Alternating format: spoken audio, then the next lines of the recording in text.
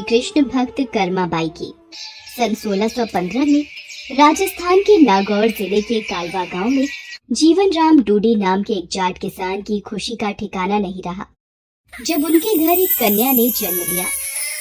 मेरी कर्मा, मेरी बेटी, आज से मैं तुझे कर्माबाई कहकर बुलाऊंगा।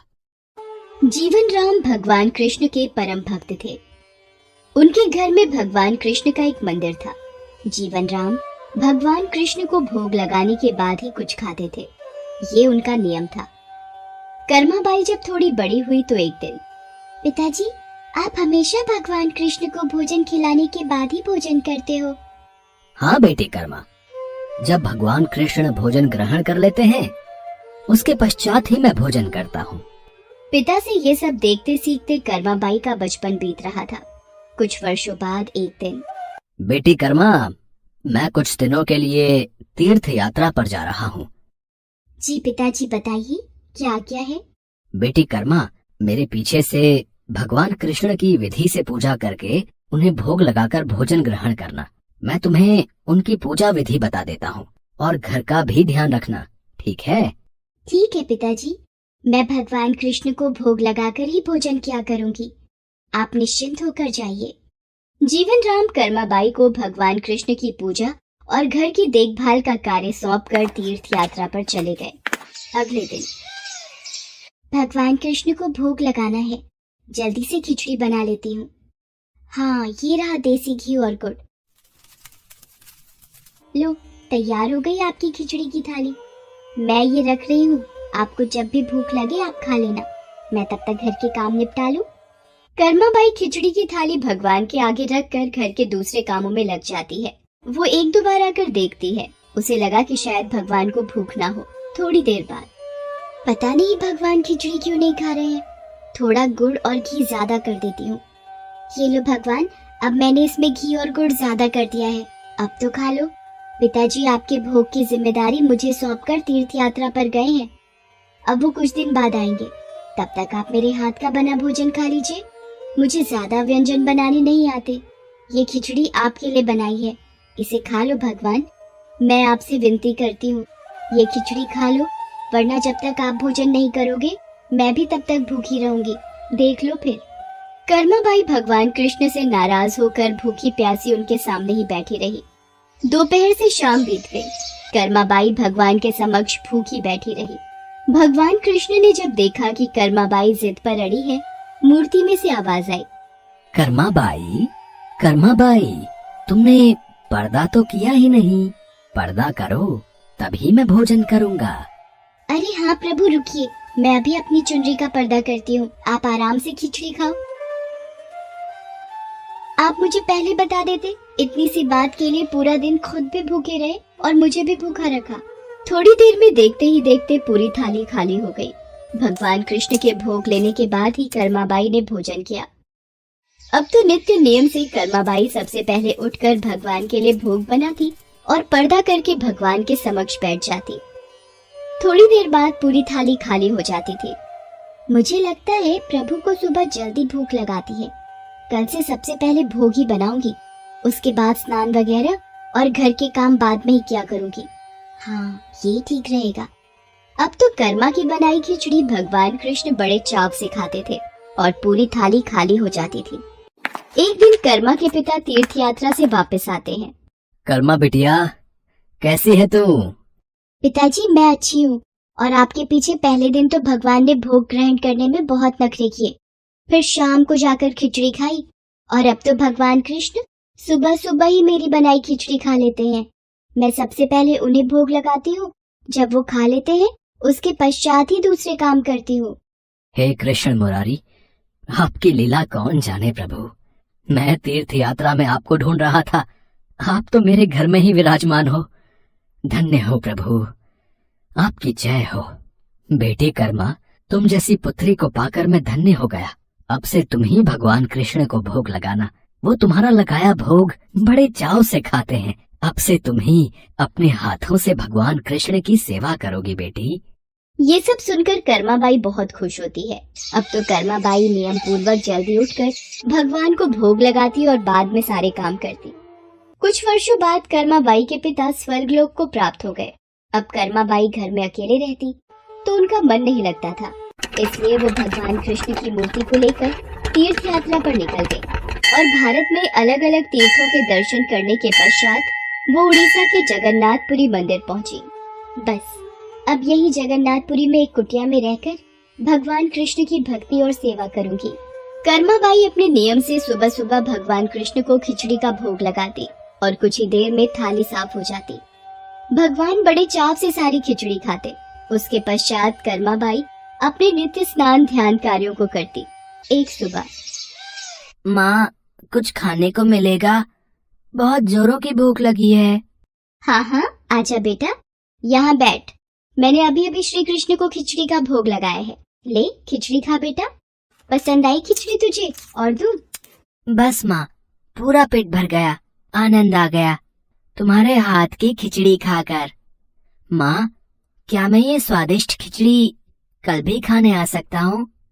कल ही क्यों बेटा, तू रोज मेरे पास खिचड़ी खाने आ जाया कर। कर्माबाई की कुटिया में उस बालक के रूप में स्वयं भगवान जगन्नाथ खिचड़ी खाने पधारे थे और अब रोजाना कर्माबाई जब भगवान कृष्ण को खिचड़ी का भोग लगाती, थोड़ी देर बाद वो बालक भी खिचड़ी खाने आ जाता। एक दिन, कर्माबाई, भगवान को बिना स्नान किए भोग लगाना अच्छी बात नहीं। तुम रोजाना सुबह पहले स्नान आदि क्रियाएं करके विधि विधान से पूजा करके ही भगवान कृष्ण का भोग बनाया करो। ठीक है बाबा, अब मैं स्नान करके ही प्रभु का भोग बनाया करूंगी। साधु की बात मानकर कर्माबाई अगले दिन से स्नान करके पूजा के पश्चात भोग तैयार करती। इस कार्य में उन्हें बहुत देर हो जाती थी, पर वो बालक तो अपने समय पर ही खिचड़ी खाने आ जाता था। माँ, खिचड़ी दो ना, जल्दी दो, मुझे बहुत भूख लगी है माँ। थोड़ी देर रुक बेटा, अभी देती हूँ। अब तो बालक रूपी भगवान जगन्नाथ जल्दी जल्दी खिचड़ी खाकर बिना हाथ मुंह साफ किए भाग जाते थे। उन्हीं दिनों मंदिर के पुजारी जो काफी समय से मंदिर में सेवा कर रहे थे, ये जगन्नाथ भगवान के मुख पर खिचड़ी कैसे? मंदिर में तो काफी दिनों से खिचड़ी का भोग नहीं लगा, फिर ये भगवान के मुख पर खिचड़ी कैसे? हे प्रभु, ये कैसी लीला है आपकी? भगवान जगन्नाथ पुजारी के सपने में आते हैं। मेरी भक्त कर्माबाई जो जगन्नाथपुरी में ही रहती है, वो बहुत ही प्रेम भाव से सुबह उठकर बाजरे की खिचड़ी का भोग लगाती है। मैं रोजाना सुबह जल्दी उठकर कर्माबाई की खिचड़ी खाने जाता हूँ। मुझे कर्माबाई के हाथ की खिचड़ी बहुत पसंद है, पर एक साधु ने उसके पास आकर सुबह स्नान और पूजा के बाद विधि विधान से भोग लगाने का बोल दिया है। अब कर्माबाई स्नान और पूजा के बाद भोग लगाकर मुझे खिचड़ी देती हैं। इन सब कार्यों में बहुत देर लग जाती है।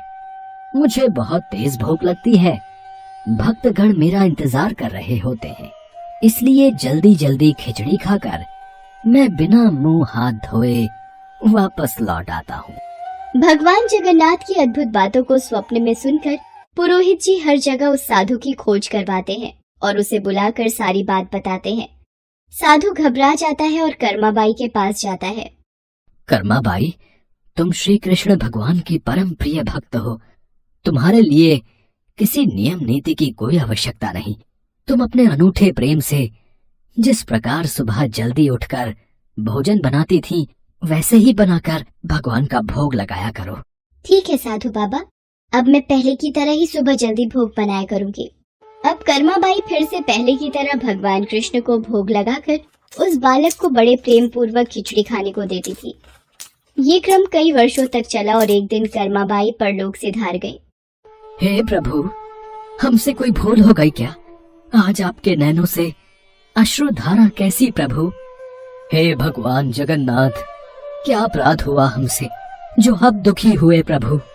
उसी रात भगवान जगन्नाथ राजा और पुजारी के स्वप्न में आते हैं और बताते हैं कि उनकी भक्त कर्माबाई इस लोक से विदा होकर भगवान में विलीन हो गई हैं।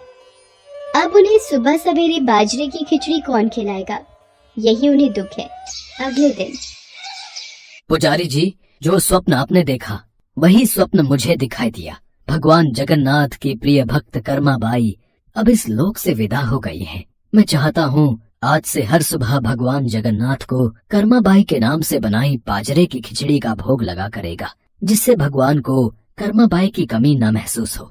जी महाराज, अब से ऐसा ही होगा।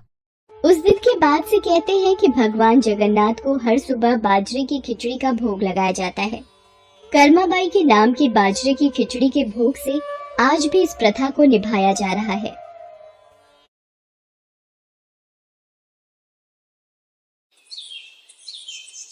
ये कहानी है भगवान विष्णु जी की परम भक्त पोपाबाई की। पोपाबाई अपने भाई और भाभी के साथ एक गांव में रहती थी। नित्य प्रति भगवान की पूजा अर्चना और व्रत करना उनके स्वभाव में शामिल था।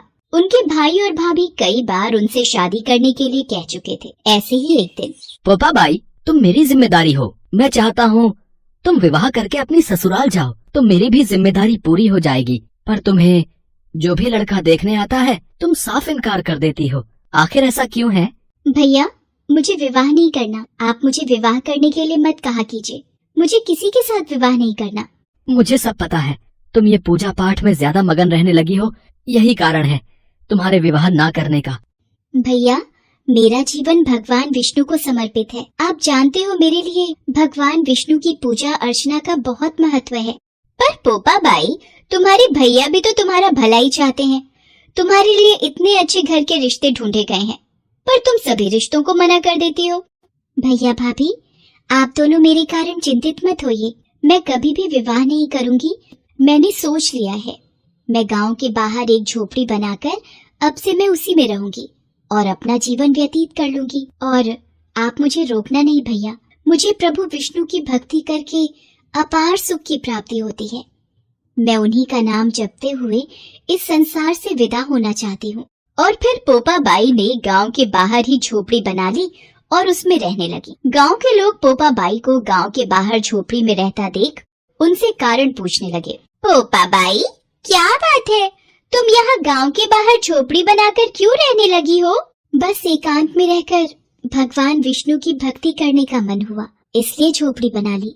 अब आप सब अपनी गाय और बछड़े मेरी झोपड़ी के पास घास चरने छोड़ दिया करो। मैं सभी के गाय बछड़ों की देखभाल भी कर लिया करूंगी और बदले में आप सब जो भी बचा खुचा खाने को दोगे मैं प्रेम से खा लिया करूंगी। पोपाबाई, तुम बहुत महान आत्मा हो।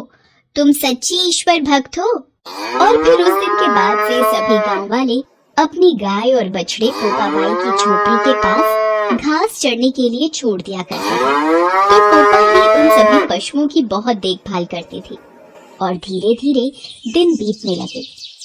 एक दिन पोपाबाई जब अपनी कुटिया में पूजा पाठ कर रही थी तो उस देश का राजा जंगल में शिकार खेलने जा रहा था। बड़े जोर की प्यास लगी है।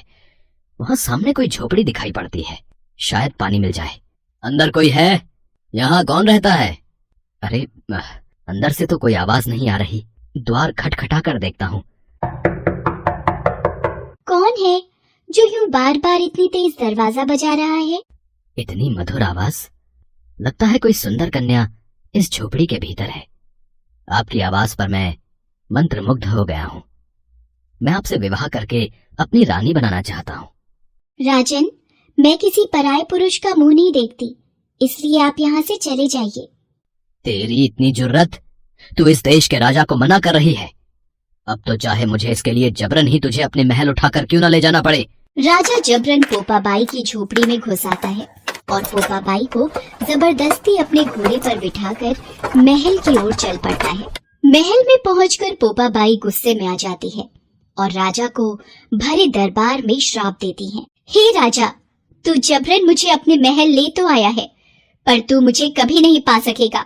मैं तुझे श्राप देती हूँ, तेरा राजपाट सब नष्ट हो जाएगा, तू नहीं बचेगा। पोपाबाई के मुंह से निकले श्राप को सुनकर राजा घबरा गया, मानो उसे कोई चेतावनी मिल गई हो। राजा की सभी रानियों ने राजा को समझाया, महाराज, ये पोपाबाई कोई साधारण स्त्री नहीं है, ये विष्णु भगवान की परम भक्त है। आपने शायद इसके चेहरे का तेज नहीं देखा। इसका श्राप हमारे पूरे राज्य को ध्वस्त करे।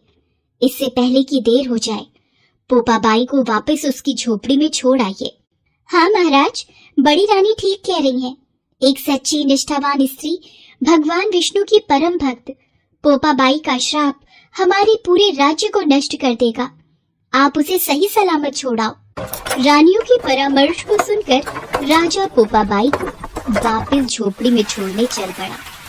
रास्ते में पाप की नदी पड़ी और डूब जाने से राजा उस नदी में डूब गया। भगवान ने राजा को उसके पाप की सजा स्वयं दे दी। हे प्रभु, मुझे एक पराये पुरुष ने हाथ लगाया और मेरा सतीत्व नष्ट करना चाहा। हे भगवान, मुझे इस पापी दुनिया में नहीं रहना। मैं अपनी इच्छा शक्ति से अपने प्राणों का त्याग कर रही हूँ। और फिर पोपाबाई ने अपनी इच्छा शक्ति से अपने प्राणों का त्याग कर दिया। पोपाबाई की आत्मा जब धर्मराज के पास पहुंची तो धर्मराज ने उनका बहुत आदर सत्कार किया। पोपाबाई, स्वर्ग में आपका स्वागत है। आपको वैकुंठ वास तो नहीं मिल सकता, क्योंकि आपने विधान के अनुसार नहीं बल्कि अपनी इच्छा शक्ति से मृत्यु को ग्रहण किया है। परंतु भगवान विष्णु की आज्ञा अनुसार आपको सोने का महल दिया जाएगा। आप यहीं स्वर्ग में राज्य करेंगी। जय श्री विष्णु। जैसी भगवान विष्णु की इच्छा। और फिर भगवान विष्णु के कहे अनुसार धर्मराज जी ने पोपाबाई को स्वर्ग का राज्य दे दिया। पोपाबाई स्वर्ग में रहने लगी। एक दिन एक सेठ सेठानी मृत्यु के पश्चात स्वर्गलोक पहुँचे। धर्मराज जी, ये स्वर्गलोक का द्वार बंद क्यों है? ये राज्य पोपाबाई का है। ये पोपाबाई कौन है धर्मराज जी? आप पोपाबाई को नहीं जानते? उनके बारे में जानने के लिए आप दोनों 7 दिन तक मृत्युलोक में रहकर 8 खोपरा से राई भरकर 5 कपड़े ऊपर रखकर कहानी सुनकर उद्यापन करना और कहना कि राज है पोपाबाई का, लेखा लेगी राय राय का। और फिर पोपाबाई की महिमा का गुणगान करते हुए सेठ सेठानी को स्वर्गलोक की प्राप्ति हुई। जो कोई भी भगवान विष्णु की परम भक्त पोपाबाई के नाम का जाप करता है, उस मनुष्य को पोपाबाई के आशीर्वाद से स्वर्ग की प्राप्ति होती।